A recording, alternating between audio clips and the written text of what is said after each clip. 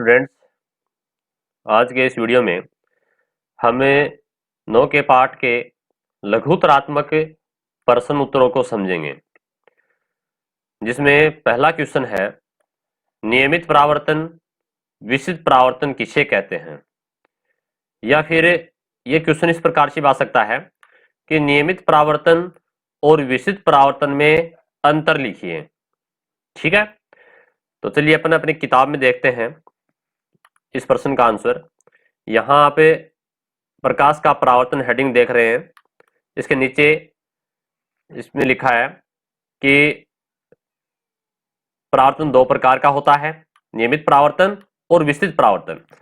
तो यहाँ हम इनकी परिभाषाओं को समझते हैं कि नियमित परावर्तन क्या है।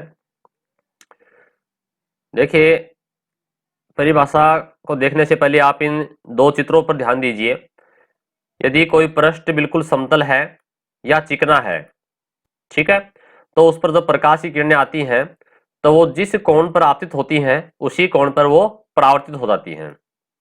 ठीक है, परंतु यदि सतह खुरदरी है, ठीक है, यानी ये सतह जो है ये उबड़ खाबड़ है या खुरदरी है, तो उस समय जो किरण आपतित होती है वो किसी भी दिशा में परावर्तित हो सकती है।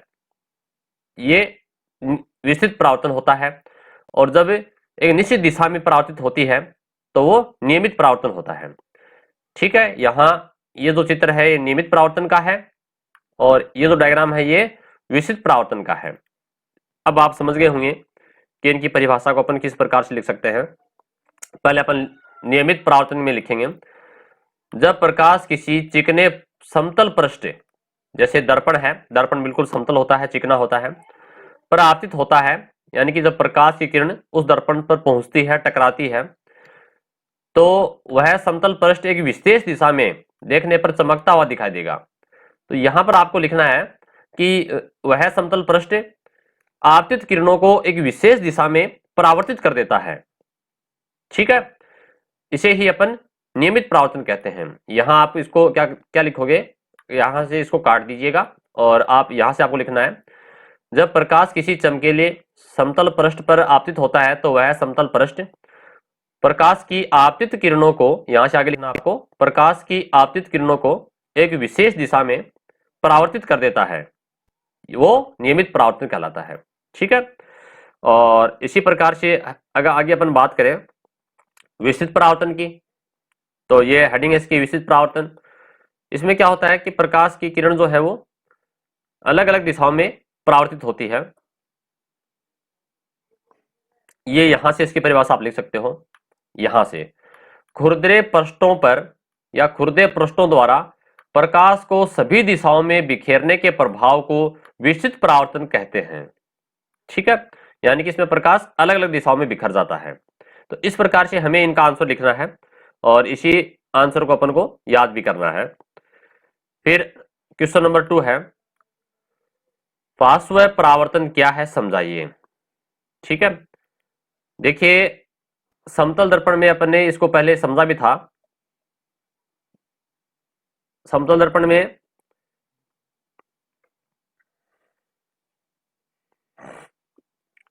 यहां देखिएगा, समतल दर्पण में प्रतिबिंब, ठीक है, इसमें इसको बिल्कुल एक्सप्लेन किया गया है, समझाया गया है, बिल्कुल सरल है पार्श्व परावर्तन। यहां से देखेंगे अपन,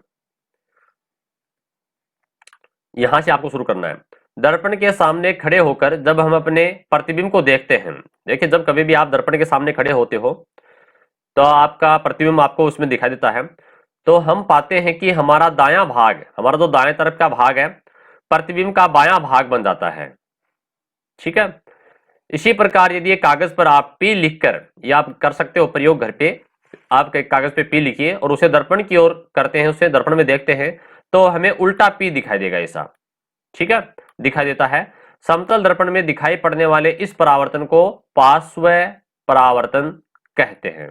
ठीक है, तो ये इसकी परिभाषा आपको यहां से लिखनी है। पहले अपने उसको एक्सप्लेन करेंगे और फिर उसके बाद में अपन उसको समझेंगे। अब हम देखेंगे क्वेश्चन नंबर 3, यदि एक बिंब, बिंब यानी कि वस्तु, अवतल दर्पण के, अब देखो यहां ऐसे क्वेश्चन एग्जाम में बहुत बार पूछे गए हैं, तो आपको ऐसे क्वेश्चनों को समझना है। दर्पण दिया है, दर्पण में कौन सा, अवतल दर्पण दिया है, ठीक है, कि वक्रता त्रिज्या एवं फोकस के बीच, वक्रता त्रिज्या या वक्रता केंद्र बोल दीजिए, वक्रता केंद्र की बात कर रहा है, वक्रता केंद्र यानी कि सी और फोकस यानी कि एफ, ठीक है, के बीच में रखा है। कोई वस्तु वक्रता त्रिज्या यानी कि सी और एफ के बीच में रखी है तो किरण चित्र द्वारा प्रतिबिंब की स्थिति समझाइए। तो हमको चित्र बना करके बताना है कि प्रतिबिंब कहां बनेगा और उसकी प्रकृति कैसी होगी। तो चलिए अपन देखते हैं, अवतल दर्पण की बात कर रहे हैं। तो यहां ये अवतल दर्पण में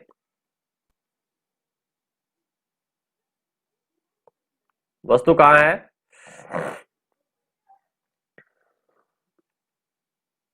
ये स्थिति, ये वाली स्थिति, इसका क्वेश्चन पूछा गया है कि बिंब जो है वो कहां है, वक्रता केंद्र और फोकस के बीच है, ठीक है। और दर्पण कौन सा है, अवतल दर्पण। अवतल दर्पण का मतलब जिसके बाहर की तरफ पालिश की गई हो, ठीक है।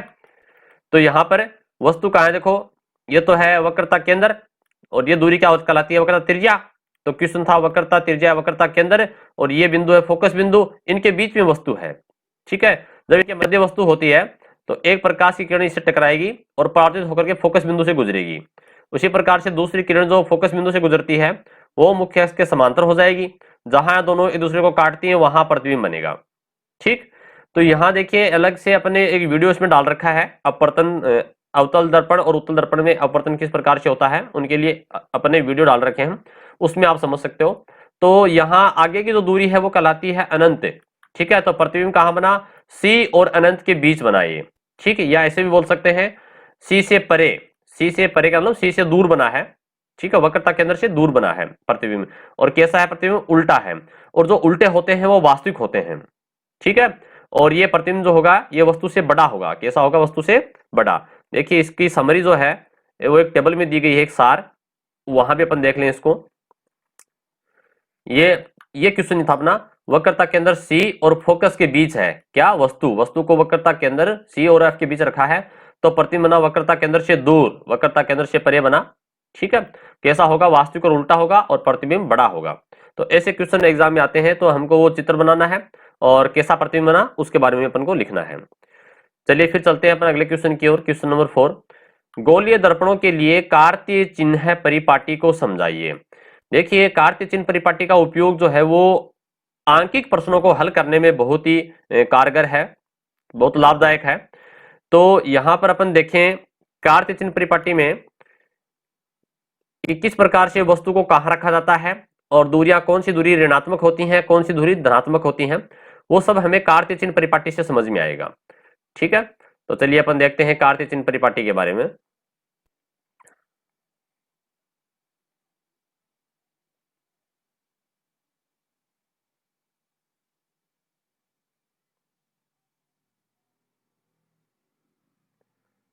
आप अपनी पाठ्य पुस्तक को साथ में रखिए और जब किताब आपके पास में रहेगी और उससे आप जो है इन प्रश्नों के उत्तर को आप यहाँ इनको लगाते रहिए। ये रहा कार्तीय चिन्ह परिपाटी, ठीक है, कार्तीय चिन्ह परिपाटी। इसमें देखिए पहले तो अपन इसके 4 पॉइंट दिए गए हैं, अपन एक एक पॉइंट को समझेंगे। मान लीजिए यहाँ पर कोई ये दर्पण है, ठीक है। तो ये दर्पण चाहे अवतल हो या उत्तल हो, या फिर चाहे मान लीजिए लेंस हो, चाहे उत्तल लेंस हो या अवतल लेंस हो, चाहे यहाँ लेंस भी हो, सबके लिए कार्तीय चिन्ह परिपाटी बराबर लागू होती है, ठीक है। तो इसको समझने के लिए अपन इसके पॉइंट दिए गए हैं। देखिए यहाँ पॉइंट जो है, पहला पॉइंट है कि मुख्य अक्ष के समांतर सभी दूरियां दर्पण के ध्रुव से मापी जाती हैं। मूल बिंदु ध्रुव क्या है इसका, ये रहा, यहाँ दर्पण की बात कर रहे हैं, यहाँ पर ये ओ बिंदु इसका ध्रुव है। तो दूरी जो मापेंगे ये मुख्य अक्ष से, ये मुख्य अक्ष, ये रेखा जो है मुख्य अक्ष है, यहां से सीधी दूरी, यहाँ ध्रुव की दूरी मापी जाती है, ठीक है। जैसे क्वेश्चन है कि कोई वस्तु दर्पण से 2 सेंटीमीटर की दूरी पर है, 10 मीटर की दूरी पर है, तो कहां से मापते हैं, यहाँ ध्रुव से मापते हैं और मुख्य अक्ष से यहां से इस रेखा से मापेंगे। ऐसा नहीं कि यहां से मापेंगे, ठीक है, यहां से भी नहीं मापेंगे, कहां से मापेंगे, ये दूरी यहां से ध्रुव तक मापते हैं, ठीक है, पहली बात। दूसरा फिर क्वेश्चन क्या है इसमें, दूसरा पॉइंट क्या है, पहले पॉइंट को पढ़ते अपन।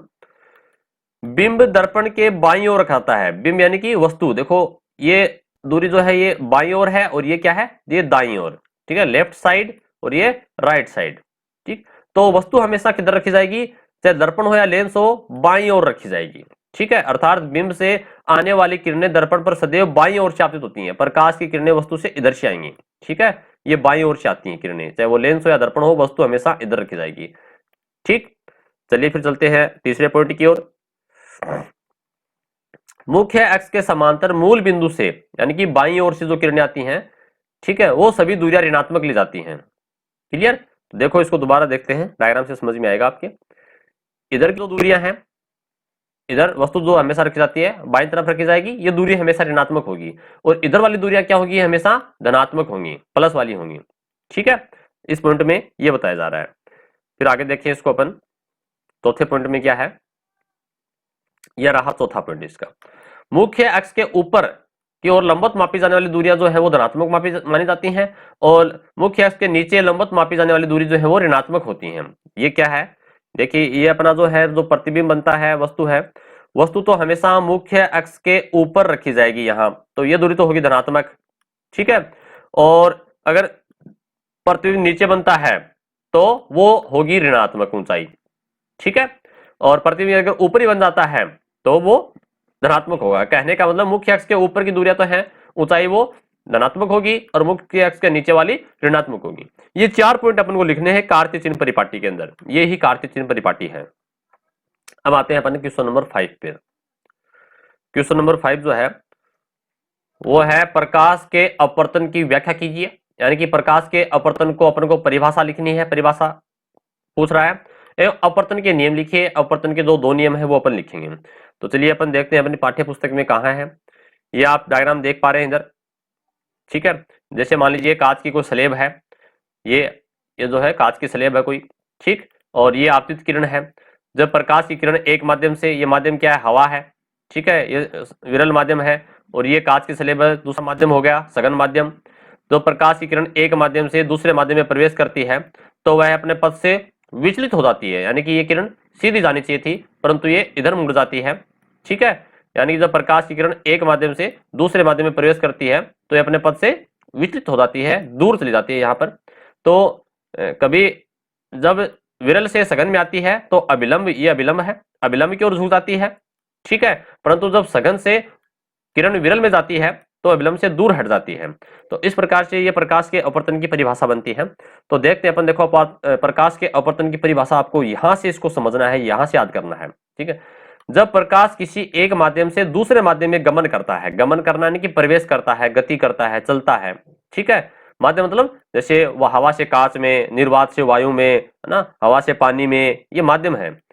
तो दोनों माध्यम को पृथक करने वाले पृष्ठ, देखो कौन सा पृष्ठ, ये पृष्ठ है, इधर तो ऊपर हवा है और नीचे कांच है, तो ये पृथककारी पृष्ठ कहलाएगा। इसी प्रकार से ये कांच और ये हवा, तो ये पृथककारी पृष्ठ कहलाएगा यहाँ पर। ठीक है, तो दोनों माध्यमों को पृथक करने वाले पृष्ठ पर प्रकाश किरण की दिशा में परिवर्तन हो जाता है। देखो यहाँ दिशा बदल गई, किरण जानी तो चाहिए थी सीधी ऐसे, परंतु ये अभिलंब की ओर मुड़ जाती है। इसी प्रकार से ये किरण सीधी जानी चाहिए थी ऐसे, लेकिन ये अभिलंब से दूर हट जाती है। ठीक है, तो इसमें जो दिशा बदल जाती है यही इसका क्या है, प्रकाश का अपवर्तन कहलाता है। तो आपको यहां से पूरा पैराग्राफ ये याद करना है। ठीक है, फिर इसी में पूछ रहा है प्रकाश के अपवर्तन के जो नियम है उनके बारे में। तो प्रकाश के अपवर्तन के दो नियम है, तो देखो यहां से अपन को याद करना है इसको। तो पहला नियम वो ये है कि यहां से करना, अपवर्तन के दौरान आपतित किरण, अपवर्तित किरण और अभिलंब तीनों एक ही तल में होते हैं। यह अपवर्तन का प्रथम नियम है। ये क्या है, अपवर्तन का प्रथम नियम, ये तो हो गया पहला नियम। इसी के जस्ट आगे है दूसरा नियम, अपवर्तन में आपतन कोण या आपतन कोण जैसे आई, ठीक है, और अपवर्तन कोण आर की जया का अनुपात स्थिर रहता है, यानी कि साइन आई बटा साइन आर जो है वो नियतांक होता है, स्थिर होता है। और यह अपवर्तन का दूसरा नियम है, इसे स्नेल का नियम भी कहते हैं। इसको क्या कहते हैं, स्नेल का नियम। अब आप कहोगे सर ये कोण आई और कोण आर क्या है, तो एक बार देख लेते हैं इसको भी। जब तक आपके पूरा क्लियर नहीं होगा उसके आगे समझने से कोई फायदा नहीं है। ये कोण आई आपतन कोण, यानी कि आपतित किरण और अभिलंब के बीच कोण। इसी प्रकार से अभिलंब और ये अपवर्तित किरण, इसके बीच में जो कोण है आर, ये अपवर्तन कोण है। ठीक है, तो ये कोण आई और कोण आर का जो अनुपात है वो स्थिर होता है, हर माध्यम के लिए नियतांक है, निश्चित है। तो ये स्नेल का नियम या दूसरा नियम कहलाता है, अपवर्तन का दूसरा नियम कहते हैं इसको। इसके बाद में क्वेश्चन नंबर 6 है, उत्तल लेंस व अवतल लेंस के विभिन्न प्रकार समझाइए। देखो लेंस के जो है वो तीन प्रकार अपने सिलेबस में दिए गए हैं। तो अपने यहाँ किताब में अपने रेखाचित्र भी बने हुए हैं इनके लिए। ठीक है, बिल्कुल आसान तरीके से समझाया गया है, वो अपन देख लेते हैं। यहाँ पर ये रहे, ये आपको दिख रहा है उत्तल लेंस, ठीक है ना। तो उत्तल लेंस के जो प्रकार हैं, ये 3 प्रकार आप देख पा रहे हैं यहाँ पर। ये देखिए, ये 3 प्रकार हैं, उत्तलोत्तल, समतलोत्तल, अवतलोत्तल। अगर दोनों पृष्ठ कैसे हैं, उत्तल हैं, तो उभयोतल, उभय का मतलब होता है दोनों, ठीक है। तो उभयोतल में क्या होता है, लिखा हुआ है यहाँ पर, इसके दोनों पृष्ठ उत्तल होते हैं, ठीक है। फिर अपन चलेंगे नेक्स्ट वाले में, किसमें, समतलोतल में। समतलोतल में क्या होता है, एक पृष्ठ समतल होता है और एक उत्तल होता है, ठीक है। क्या लिखा है यहाँ पर देखो, किताब में देखते हैं साथ साथ। इनका एक पृष्ठ उत्तल और एक पृष्ठ समतल होता है, ठीक है। ये समतल है, ये उत्तल है। इसी प्रकार से अवतलोतल, यानी कि एक पृष्ठ अवतल और एक पृष्ठ उत्तल, अवतल प्लस उत्तल तो बन गया अवतलोतल, ठीक। तो यहाँ एक पृष्ठ क्या है इसका, अवतल, एक उत्तल, तो ये लिखना आपको, इसका एक पृष्ठ अवतल और एक पृष्ठ उत्तल होता है, ठीक है। 3 प्रकार तो ये हो गए अपने उत्तल वाले। इसी प्रकार से अवतल लेंस के प्रकार पढ़ेंगे 3, ठीक है। ऐसे ये भी इसी प्रकार से है, ठीक है, बिल्कुल सिंपल है। आप देख पा रहे हैं यहाँ पर, इसके दोनों पृष्ठ कैसे हैं, अवतल हैं तो उभयावतल, एक पृष्ठ समतल और एक अवतल तो ये समतलावतल, और एक जो है ये कैसा है, उत्तल है और ये अवतल है तो उत्तलावतल। तो ये तीनों परिभाषाएं बन गई। उभयावतल में दोनों पृष्ठ, इसके दोनों पृष्ठ अवतल हैं। समतलोतल में एक पृष्ठ समतल और दूसरा अवतल, और उत्तलावतल में इसका एक पृष्ठ उत्तल और दूसरा पृष्ठ अवतल, यानी कि उत्तल प्लस अवतल तो उत्तलावतल बन गया। ये इस प्रकार से आपको इनके डायग्राम भी बनाने हैं और आपको इनकी परिभाषा लिखनी है, इनके प्रकार लिखने हैं, ठीक है। ये अपना क्वेश्चन नंबर 6 हो गया। फिर है क्वेश्चन नंबर 7, गोलीय लेंस के लिए मुख्य फोकस और प्रकाशिक केंद्र की परिभाषा। देखो लेंस के लिए कुछ परिभाषाएं हैं, तो ये मुख्य फोकस पूछ रहा है एफ, और प्रकाशिक केंद्र जो लेंस के बीचों बीच होता है ओ, ठीक है। दर्पण में तो ध्रुव होता है और इसमें प्रकाशिक केंद्र होता है लेंस में, इनकी परिभाषा पूछ रहा है। तो मुख्य फोकस या फोकस बिंदु बोल दीजिए, एक ही बात है। प्रकाशिक केंद्र ओ के बारे में, इनकी परिभाषाओं के बारे में देखते हैं। चलिए अपन देखेंगे इसको, अपनी किताब में इनकी सबकी परिभाषाएं दी गई हैं। ये रहा मुख्य फोकस, मुख्य फोकस, ठीक है। मुख्य फोकस इसको अपन को यहां मिलेगा। ये देखो, जब प्रकाश की किरण लेंस पर आपतित होती हैं तो वो अपवर्तन के पश्चात जिस बिंदु पर मिलती हैं, ठीक है, जहां मिलती हैं या मिलती हुई प्रतीत होती हैं, वो बिंदु फोकस बिंदु या मुख्य फोकस कहलाता है, ठीक है। तो यहाँ इसकी परिभाषा भी इसमें आप देख सकते हो, यहां से लिख सकते हो, मुख्य अक्ष के समांतर लेंस पर आपतित किरणें, ये मुख्य अक्ष है इसकी बीचों बीच वाली लाइन ये, और ये इसके समांतर किरणें आ रही हैं, ठीक है। तो क्या बोल रहा है, मुख्य अक्ष के समांतर, ठीक है, लेंस पर आपतित किरणें, आने वाली किरणें अपवर्तन के पश्चात, यानी लेंस से गुजरने के पश्चात जिस बिंदु पर जाकर मिलती हैं अथवा मिलती हुई प्रतीत होती है वो मुख्य फोकस कहलाता है, ठीक है। ये तो बात होगी इसकी मुख्य फोकस की। अब आगे बात करेंगे अपन इसके प्रकाशिक केंद्र की। प्रकाशिक केंद्र जो लेंस के बीच का जो भाग है उसकी बात कर रहा है।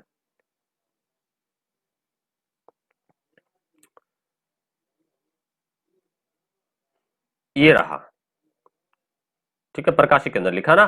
तो आप देख पा रहे हो चित्र के अंदर, जो बीच का ये बिंदु, ये प्रकाशिक केंद्र है, ये ओ, ये प्रकाशिक केंद्र है। यानी कि लेंस के बीच का मध्य का वह भाग जहां से प्रकाश की किरण सीधी गुजर जाती है, अपवर्तन नहीं होता इसमें, किरण किरण सीधी गुजर जाती है, यहाँ अपवर्तन की परिघटना नहीं होती है, ठीक है। वो बिंदु क्या कहलाता है, लेंस का प्रकाशिक केंद्र कहलाता है। तो देखो इसकी परिभाषा में लिखा हुआ है, किसी लेंस के मुख्य अक्ष पर स्थित, ये इसका मुख्य अक्ष, जैसे मान लीजिए ये इसका मुख्य अक्ष तो है, ये लाइन मुख्य अक्ष है, ठीक है।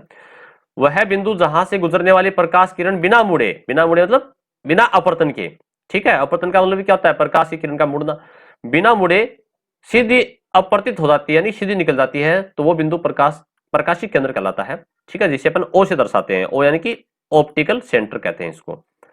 तो इस प्रकार से दोनों परिभाषा होगी। फिर अगले क्वेश्चन जो है, क्वेश्चन नंबर 8 के अंदर भी और 2 परिभाषाएं और आ गई। गोले लेंस के लिए वक्रता त्रिज्या, वक्रता त्रिज्या यानी कि आर का मान, और वक्रता केंद्र यानी कि सी किसे कहते हैं, तो ये भी अपन को यही मिलेगा। इसी पेज पर देखिएगा आप, ये रहा वक्रता केंद्र। वक्रता केंद्र क्या है, ये हम लेंस के वक्र पृष्ठों को खोखले गोले का छोटा भाग मान सकते हैं। जैसे मान लीजिए ये पूरा एक गोला था और ये पूरा एक गोला था, और इसका अपने भाग इतना सा, ये बीच का जो भाग है, ठीक है, ये भाग, तो इसका ये जो केंद्र है, इस वृत्त का एक केंद्र है इस प्रकार से, ठीक है। तो इसका वक्रता केंद्र हो गया, और इसी प्रकार से ये इधर है जो ये दूसरा वक्रता केंद्र हो गया। तो ये C1 प्रथम वक्रता केंद्र और ये C2 द्वितीय वक्रता केंद्र। तो ये बता रहा है कि खोखले ये जो गोले हैं, गोले के केंद्र को ही वक्रता केंद्र भाग कहते हैं, ठीक है। और दूसरा ये पूछ रहा है इसमें वक्रता त्रिज्या। तो देखिएगा वक्रता त्रिज्या क्या है, वक्रता जो केंद्र है और वहां से और प्रकाशिक केंद्र O, ठीक है, इनके बीच की दूरी जो है वो वक्रता त्रिज्या R कहलाती है। ठीक, उसे अपन वक्रता त्रिज्या कहते हैं। तो नीचे इसके लिखा भी है, ये रहा वक्रता त्रिज्या। लेंस के वक्र पृष्ठों की त्रिज्याएं, ठीक है, जिन्हें हम प्रथम व द्वितीय पृष्ठीय वक्रता त्रिज्या कहते हैं। इधर वाली त्रिज्या तो ये R1 कहलाएगी, इधर वाली R2 कहलाएगी। ठीक, लेकिन इसका मापन कहां से करते हैं, देखो यहां से करेंगे। अब आप देख पा रहे हो कि ये तो यहां तक हो गया, ये यहां तक दूरी ये नहीं है, ये इसकी दूरी जो है ये यहां से मापी जाती है। ठीक है, लेंस से जिस पृष्ठ प्राप्त होता है उसे प्रथम, इधर वाली प्रथम कहलाएगी। ठीक है ना, वक्रता त्रिज्या R1 और ये R2 कहलाएगी। तो इस प्रकार से हमने यहाँ पर इसकी परिभाषाएं समझी लेंस के बारे में। और फिर आते हैं क्वेश्चन नंबर 9 पे। क्वेश्चन नंबर 9 पे है, गोलीय लेंस से अपवर्तन के नियम लिखिए। देखो लेंस से कुछ अपवर्तन के नियम है, कुछ पॉइंट है, वो अपने किताब में यहाँ दिए गए हैं, उनको अपन समझेंगे। उसके बाद में ही अपन को लेंस से जो प्रतिबिंब बनते हैं वो समझ में आएंगे। ये देखिएगा यहाँ पर, ये रहे गोलीय लेंस से अपवर्तन के नियम। तो देखिए अपवर्तन के नियम को पहले अपन थोड़ा सा डायग्राम से देख लें, तब आपके जल्दी समझ में आएगा। ये रहा डायग्राम में, यह है कि जब प्रकाश की किरणें मुख्य अक्ष के समांतर आती हैं, ठीक है, मुख्य अक्ष के समांतर आती हैं, इसे समझिएगा आप। ये रहा जब प्रकाश की किरण, ये मुख्य अक्ष है, बीच वाली लाइन ये मुख्य अक्ष है, और ये समांतर किरणें आ रही हैं इसकी, तो वो फोकस बिंदु से गुजरती हैं या गुजरती हुई प्रतीत होती हैं। ठीक है, उत्तल लेंस में से तो गुजर जाएंगी, अवतल लेंस में गुजरती हुई प्रतीत होंगी। तो ये पहला पॉइंट यही है। ठीक, देखें इसको अपन, ये रहा मुख्य अक्ष के समांतर गुजरने वाली किरणें उत्तल लेंस से अपवर्तन के पश्चात फोकस बिंदु से गुजरती हैं। ठीक है, और जब ये समांतर किरणें अवतल लेंस पर आपतित होती हैं तो ये बाहर की तरफ फैल जाती हैं, पारित होती हैं, और इनको पीछे की ओर बढ़ाते हैं तो फोकस बिंदु पे मिलती हैं। तो ये इसका पहला पॉइंट, पहला नियम है। ठीक, जैसे मान लीजिए अवतल लेंस की बात करें तो अवतल लेंस में क्या होगा, अवतल लेंस ऐसा होता है। ठीक, और प्रकाश की किरणें जब मुख्य अक्ष के समांतर आती हैं तो ये बाहर फैलाता है, दूर दूर फैलाता है, परंतु पीछे की ओर बढ़ाएंगे इसको ऐसे, तो यहाँ पर ये फोकस बिंदु पे इधर मिलेंगी। ठीक है, जबकि उत्तल लेंस में क्या होता है, ये इधर मिलती है। ठीक है, इस दिशा में इधर मिलती है। ये पहला पॉइंट था। फिर दूसरा पॉइंट क्या है, दूसरा पॉइंट है ऐसी प्रकाश किरणें जो उत्तल लेंस के फोकस से होते हुए लेंस पर आपतित होती हैं तो अपवर्तन के पश्चात समांतर हो जाएंगी। जैसे मान लीजिए अब फोकस बिंदु से यहां से आ रही है, ठीक है, ये फोकस बिंदु से आ रही है, तो अब ये क्या होगी, ये मुख्य अक्ष जो लाइन है, बीच वाली रेखा है, इसके समांतर हो जाती हैं किरणें। ठीक है, ये दूसरा पॉइंट हो गया अपना इसका, आप एक डायग्राम से भी कर सकते हो। और तीसरे पॉइंट में क्या है, जब प्रकाश किरण लेंस के प्रकाशिक केंद्र से गुजरती है तो वो अपवर्तन के पश्चात उसी दिशा में, यानी कि इसमें कोई परिवर्तन नहीं होता है, सीधी गुजर जाती है। तो ये तो अभी अपन ने पढ़ा भी था, ये रहा पॉइंट। ठीक है, तीसरे पॉइंट में प्रकाशिक केंद्र से किरण सीधी गुजर जाती है। तो ये प्रकाश लेंस से प्रकाश के अपवर्तन के 3 पॉइंट है, जिन्हें पर लेंस के अपवर्तन के नियम कहते हैं। ठीक है, ये अपवर्तन के नियम नहीं है। देखो 2 प्रश्न बनते हैं, बच्चे यहाँ कंफ्यूज होते हैं। ये लेंस, गोलीय लेंस से अपवर्तन के नियम है। अगर क्वेश्चन आ जाए केवल अपवर्तन के नियम लिखिए, तब तो आपको अपवर्तन का प्रथम नियम और द्वितीय नियम, जिसे स्नेल का नियम कहते हैं, वो लिखना है। परंतु यहाँ गोलीय लेंस से अपवर्तन के नियम पूछ रहा है, तो आपको ये 3 पॉइंट लिखने हैं। ठीक है, ये खूब कंफ्यूज करता है बच्चों को, तो इसमें कंफ्यूज होने वाली बात नहीं है। क्वेश्चन नंबर 10 जो है वो है, अवतल लेंस से प्रतिबिंब निर्माण को किरण चित्रों द्वारा समझाइए। काफी बड़ा प्रश्न है। देखो अवतल लेंस में जो वस्तु है वो 2 जगह होती है, या तो अनंत पर या अनंत के अलावा कहीं पर भी होती है।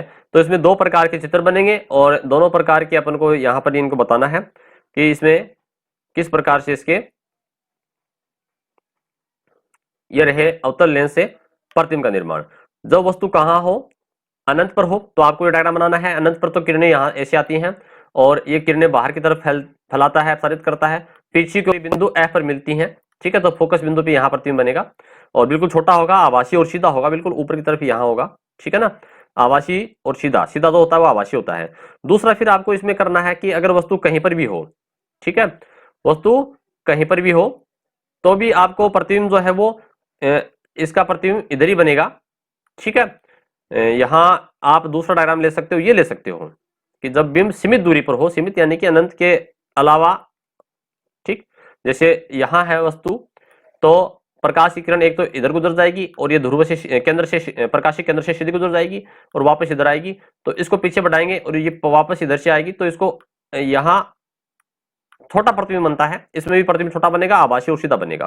कहने का मतलब दो कंडीशन है, आपको एक कंडीशन लिखनी है, अनंत पर है तो फोकस बिंदु पर आभासी सीधा, अत्यंत छोटा। इसी प्रकार से प्रकाश के अंदर और अनंत के बीच कहीं पर भी है तो यहाँ फोकस बिंदु F और प्रकाशी केंद्र के बीच बनेगा, आभासी और सीधा बनेगा और बिंब से छोटा होगा। इसके लिए अपने अलग से वीडियो डाल रखे हैं, वो आप देख सकते हो, अवतल लेंस और उत्तल लेंस से प्रतिबिंब के निर्माण के लिए, उसको आप ध्यान से समझ सकते हो।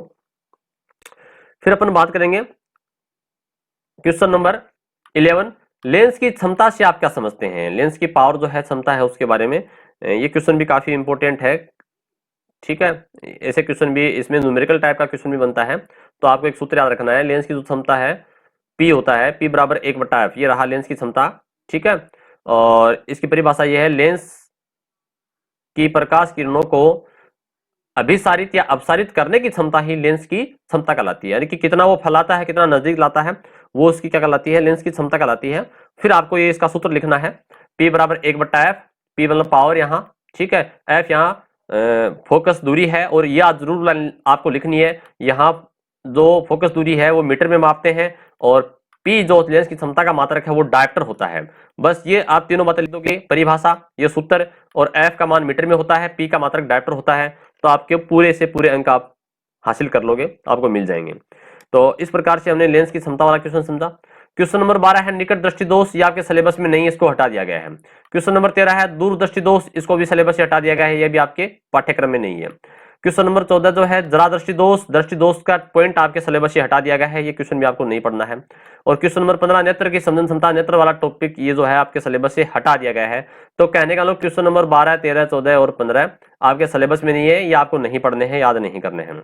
और लास्ट क्वेश्चन है क्वेश्चन नंबर 16, एक बिंब उत्तल लेंस, अब उत्तल लेंस की बात कर रहा है, के मुख्य अक्ष पर अनंत के ऊपर है, कहां है, अनंत पे है, अनंत और 2F के बीच रखा है, ठीक है। बिंब यानी कि वस्तु कहां रखी है, अनंत, और 2F का मतलब क्या है यहाँ पर, C, ठीक है, वक्रता केंद्र पे रखा है, ठीक है। तो प्रतिबिंब की स्थिति किरण चित्र द्वारा समझाइए। देखो बिल्कुल सिंपल प्रश्न है, उत्तल लेंस के अंदर कहां है, अनंत पर है, अनंत और 2F के बीच है। देखो ये याद रखना आपको, वस्तु कहां पर है, अनंत व 2F के बीच, ठीक है। तो चलते हैं अपन, देखो किताब में अपने पाठ्य पुस्तक में कहां मिलेगा ये रहा,